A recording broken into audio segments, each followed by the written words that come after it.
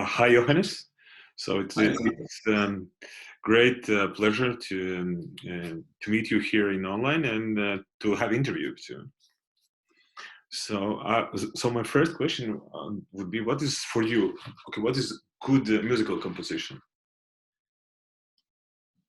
A good musical composition is, for me, first of all, a piece of art which is auto-reflexive, which knows of its own conditions, which observes itself, which is aware of its own context and circumstances, of its own surroundings, so to speak.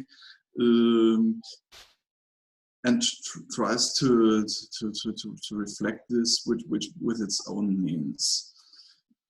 Another aspect would also be if it should be original, should be something new about it, however this can be created. But these two aspects are for me the main aspects. Can you give at least some examples and explain what is some good musical piece for you, which you are lately or? Oh, there's so much good music around. You can take almost every piece of Beethoven and see this of self-awareness, I would say. And if you look on your music, maybe what's your more like musical signature? What is if I regard retrospectively, I see that specific things came up which ignited my interest. When I was studying, I tried out this and that, and tried out kind of the different styles which were around in the early 2000s. But a starting point where I then felt for the first time, okay, this is something which especially affects me was the work with samples, with the work with fragments from already existing music.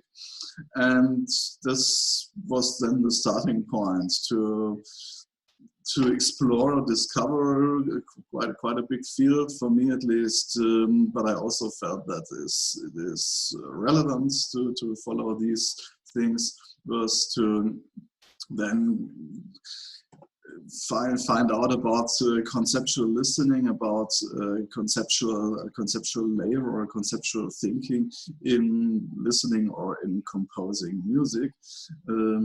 Which then led to think much more about context, about political implications of music, and thus then creating music pieces which are not only sound but also include other media like text and video and performance and very different formats, until having a kind of extended definition or even a dissolved definition of music, to having much more of a multimedia music, or could even say music as media art. And a signature certainly comes up when working again and again on things, and I do not have the attitude that in every piece I have to reinvent music at all. I think that's nowadays at least hardly achievable, and it's also at this point of time not so crucial.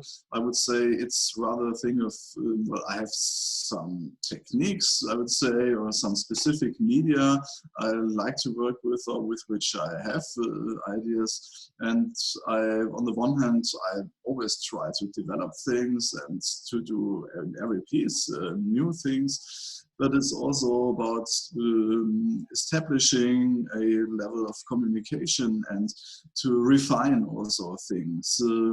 I would hardly say that in a single piece I could exhaustingly use a specific technique or idea, although I try my best to do so. For instance, having a specific concept, then I'm trying to find the best application or the best use of such a concept. In the best case, I do not have to repeat this again and again. but there's also some techniques and concepts which deserve exploring much more, or developing or refining, or can be used in various contexts. So in this way, a certain signature comes up. But on the other hand, I'm hoping that in 10 years I will compose differently than I do now. Let's say if you need to introduce yourself to somebody who doesn't know your music, right? Which three of your pieces you would suggest to listen or to watch or to experience to listener? Well, there is some pieces which are certainly good for an introduction. There is pieces like my orchestra piece Minus Bolero, or the piece Fremdarbeit, or the piece Charts Music, which does not mean that I necessarily think so these are the best pieces. It's just these pieces are can be used very well to introduce. Actually, a piece like the Fremdarbeit is a piece which can it's conceptually explained in 3 sentences, but also can be talked about much more. But as an introduction, it works very well. But anyway, I try also to do not always talk about the same pieces, and pieces which are now older than 10 years. I try not to mention so much anymore. They should have their own life now. So don't understand me now that I'm talking about, so these are my favorite pieces or something like that. And what is your process of composing? How you start and what is like stages? I start working and I continue with it, and then I'm hoping that I find an end. So that's the short formula. You start with idea, or you start with experiment, or you prototype?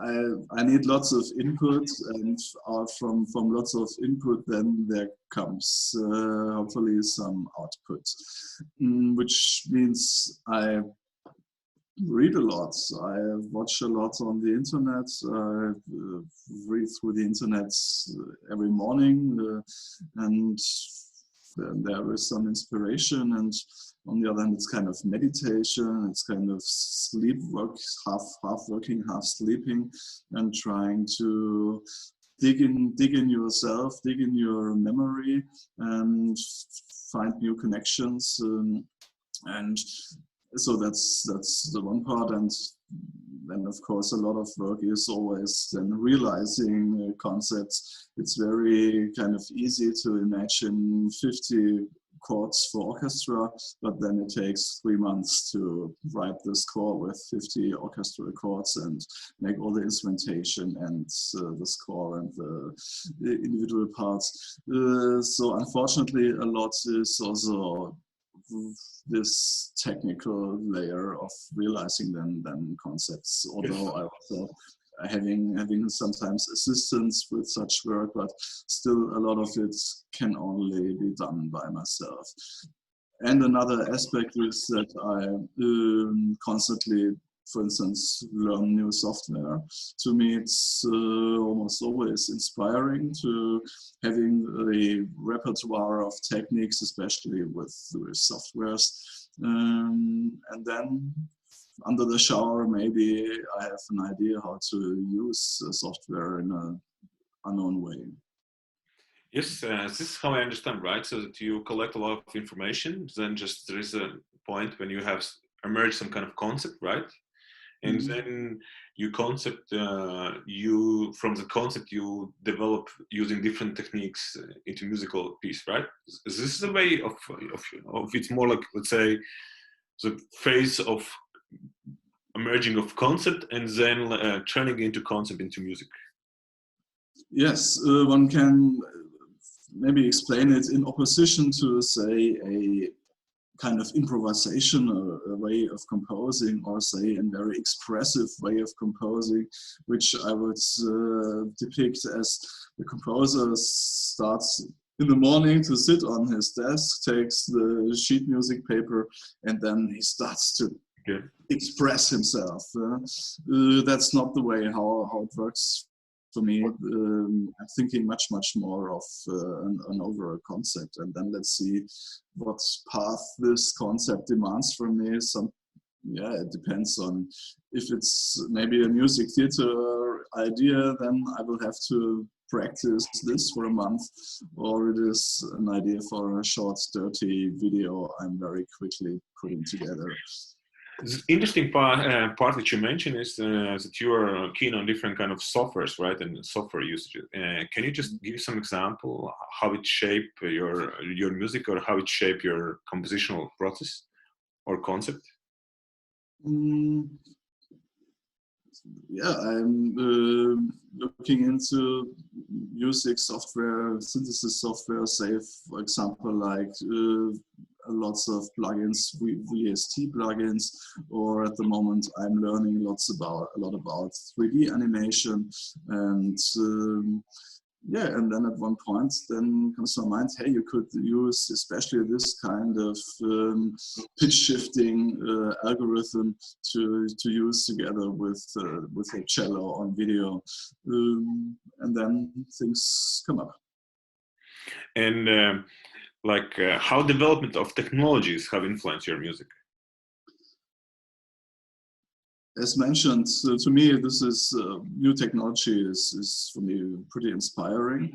I see that our world is extremely shaped by technologies, much more than such a virus like Corona is the invention of the smartphone or the tablet changing our lives, I would say, and it's also. So this makes the world, creates a certain progress in world, and as an artist I should take part in this.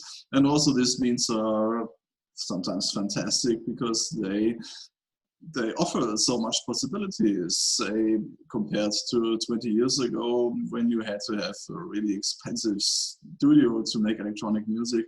Nowadays you have sensor controllers for $80 or something, which offer you even more possibilities. So I'm still enthusiastic about these means that we artists can get from technology.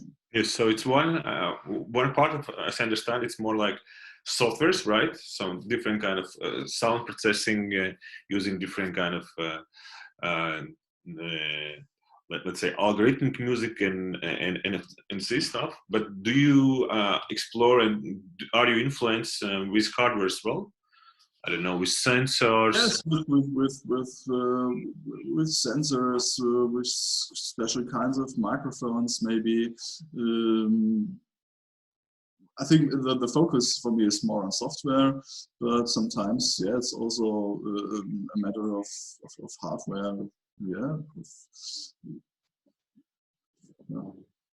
And looking back into 10 years, how your, let's say, how your composition change, or how your music changed. So it's one thing, of course, is technology, right? Technology evolves. What else beyond technology have impact? Yeah.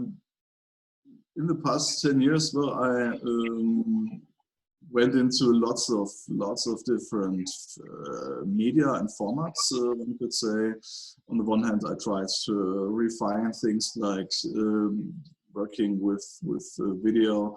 So I'm making videos now since I think 12, 13 years. But in the past 5 years, I have been trying to refine the means or extend the means more to direction of working better with lights, or then also include, for example, 3D animation. And and I went into bigger formats like orchestra pieces, like big music theater pieces, opera, and on the other hand, I made a radio play and went into more graphical stuff like sheet music pieces that are only graphical pieces. At the moment, again, I was, for example, very skeptical about improvisation, or say about things like graphics scores for musicians. But at the moment, I'm trying to start a series of graphic scores, which are not only graphic but should be played in concert actually. So that's rather new for me. I can also say I kind of shifted away from the format of ensemble pieces for a while. So my last piece for ensemble is, I think, from 2013. Since then, I only wrote solo pieces for solo instruments and electronics and video, or all these kinds of formats like film and opera, music theater, and so on, but not in this kind of classic sense, an ensemble piece. And you as a composer, right? I have 2 questions from other composers. One question is, what you as a composer fears the most? I would mention 2 fears. One fear is that I would not get the means, the possibilities and opportunities to realize the things, the ideas I would like to realize, and or also not having so this is on the one hand an institutional thing, on the other hand also a matter of time, that I have enough time to do the things I want to do. And the other fear is that I compose too much. Too much? What do you mean too much? Yeah, my fear is that I'm composing too much. That's a thing I also always say to my students, is of every single tone, of every single frequency, ask yourself, is this one absolutely necessary? And if you're absolutely sure it really must be in this world, then do it. But if not, then leave it out. So in this sense, I'm fearing that I might have created some tones which are not so extremely necessary. Got it. And why are you still composing?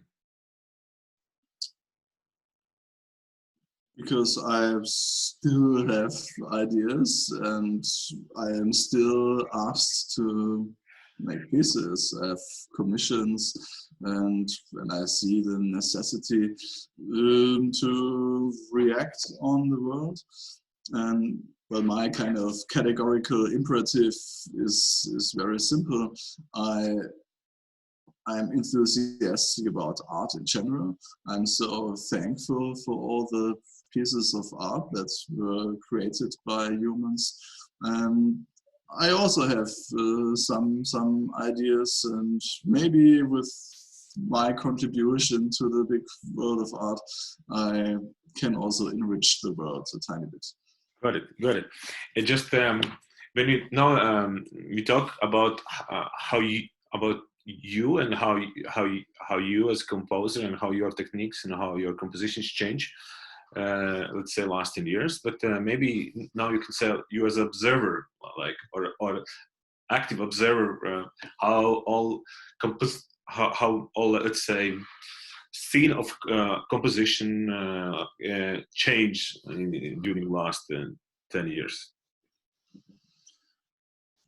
It has become much more multimedia. That's very, very obvious. It has become more conceptual, more reflection on contexts of music, certainly. Maybe a completely different path would be micro intervals, which is also still a very interesting field. I'm not into it so much. But the developments to being much more multimedia is, I think, the most obvious and kind of natural development which took place in music in the past 10 years. And audience, do you observe some audience changes? Is it decreasing, increasing, or changing in the age or demographics, or new people are coming, or? I think it's increasing. or at least it's the network is much bigger. So all these people who are into new music from all over the world, of course, with social media are much more connected. To mention, for example, this YouTube channel Score Follower, which distributes a lot of new music all over the world and has quite a big audience. But I believe it's not only that this network has grown. Actually, I think that there is also the audience has grown. There have been created new festivals in the past 10 years. So many new ensembles. The acceptance of new music, especially in the music universities and the conservatories, has grown immensely. I recall bits of the dark old times still from the late 1990s, early 2000s, when in conservatories it was still so nasty to scrape with the bow on the violin or something. It hasn't, this hasn't wiped out, but the acceptance has grown much more because the market has for this has grown, and the acceptance. And again, I would say because with the help, so to speak, of, for example, video and concepts, it's also has become way easier to consume, even one could say, consume this certainly not so easy field of new music, because these kinds of media are well, even kind of candy, so the eye candy, but which is very useful for the difficult field of new music. And if you would look on 10 years, not in the past, but in the future, what are the main trends, or what would be your picture of new music okay, in that's 2030? This question is too big, since an essence of new music is that it should be new, and if I already knew what would be relevant in 10 years, I would do it right now, and then the forecast again is meaningless. So it would be contradictory totally. Especially this interview takes place in April 2020, in the climax maybe of the Corona crisis, and at the moment we do really not know what kind of world will follow up from this crisis. Of course, we all together can work on the shape of the future, but so better than speaking about what's in 10 years, I can speak about the next 1 or 2 years. I myself, I'm working on a big film project, which will be then premiered next year at Donaueschinger Musiktage. And so this, at the moment, I'm definitely following even further an idea of a multimedia music. And let's see, but what we can reshape in general the world after the Corona crisis. Yes. To make it hopefully a better place, less neoliberal driven, less capitalist driven, better healthcare, better network communication. We all develop our skills now with this, and this might also then affects the practice of new music. Do you feel some changes already? Right, we are in, let's say, we are in COVID-19 situation in different places in the world, maybe in a little bit different time periods, but in general we are, I think, in 2 months, right? With all different lockdowns and etc. Do you feel some kind of new, let's say, new creative forms, or somehow the ways how it's changed? I don't know, more online concepts, new ways of distance forms for composing, or new topics which are coming into due to COVID-19? It's a bit too early to already speak about that. I mean, this lockdown is now since 6 weeks, I think, or 7 weeks. So it's people only start now to learn to handle the situation. Artists are not that quick normally, so I think we in the next months and years will see results. And for me, I do not like so much to speak about my own current works. This needs a kind of shelter or a space which is not totally opened before things have become into shape. Please excuse me that at the moment I cannot give such a deep insight into what can come up, at least from my side. Okay, and how you see, what is the role of new music in society? Because most of the new music, right, as I understand, most of the music, at least particularly in Europe, just is partly funded by government and by society. And what kind of role has new music? Yes, new music is the music which is, first of all, not so much economically driven, but it is driven by imagination. And I think its a main task is to always keep up difference, to keep up possibilities which are not so common, which are not already this what we call music normally. So we're always working on extending definitions, extending our horizons. That's the basic definition, or that's the role new music plays in society for all those who are interested in an art practice with sounds or with the culture of music, which is not only sound, but includes a lot of cultural practices like the performance of music, the building of instruments, writing music. So all these practices are the field of artists who try to explore possibilities which are unknown so far. And of course, this is then a process of reflection. It's a reflection of the world, of the society, of individuals. And thereby we discover ourselves, we discover our thinking and feeling again and again, and deeper and wider and more differentiated. And how you see this, the role of new music, are it changing in the last 10 years? Have it changed?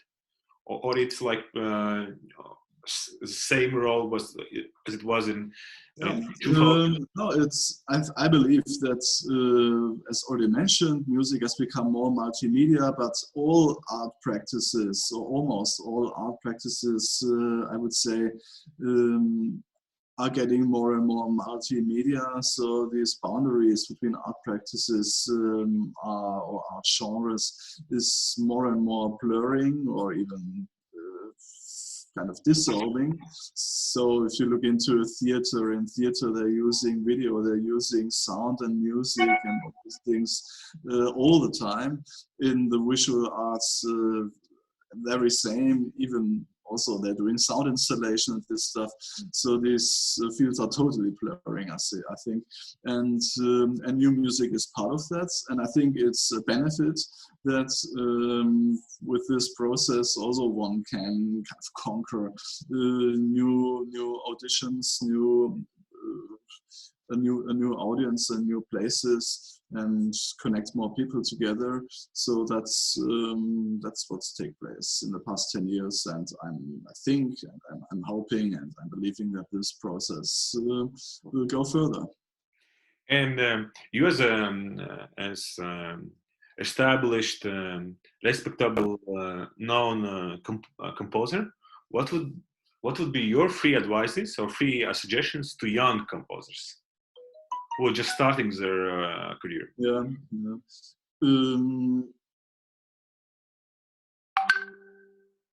Try to technically, I always recommend try to get a day job that you have a secure existence, and you're not dependent, for instance, on commissions or on doing your art in a way which is then maybe more kind of prostitution, because you should have the energy and the time to really develop the things you are interested in, and you should have and develop your own things, and not only be a kind of creative service for some commissioners.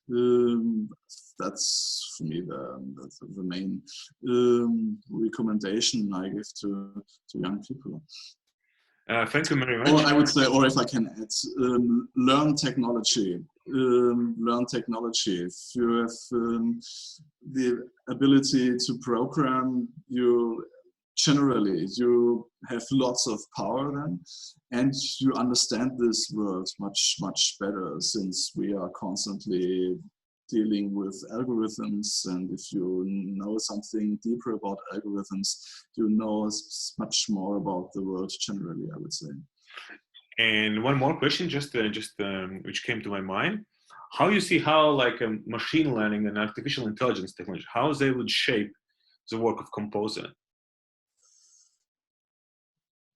Yeah, that's a field I'm not so much into. Quite a lot of composers are now investigating into AI, and I don't know exactly why, but it's kind of not extremely occupying my thought. Maybe because it's technically still in such an early state, or it's unpredictable how relevant it really will become, for me at least. Or, for example, again, now in this Corona crisis, I don't see any use, for example, of artificial intelligence right now. We need very different skills and stuff, but not AI. So that's why certainly it's a very interesting field, and maybe it will become very important in the future. I must say, for me, it is maybe it's a bit strange that to me it is not so artistically interesting. Thank you very much for your time and for great interview. Yeah, you're welcome. Thanks for this good questions, Andres.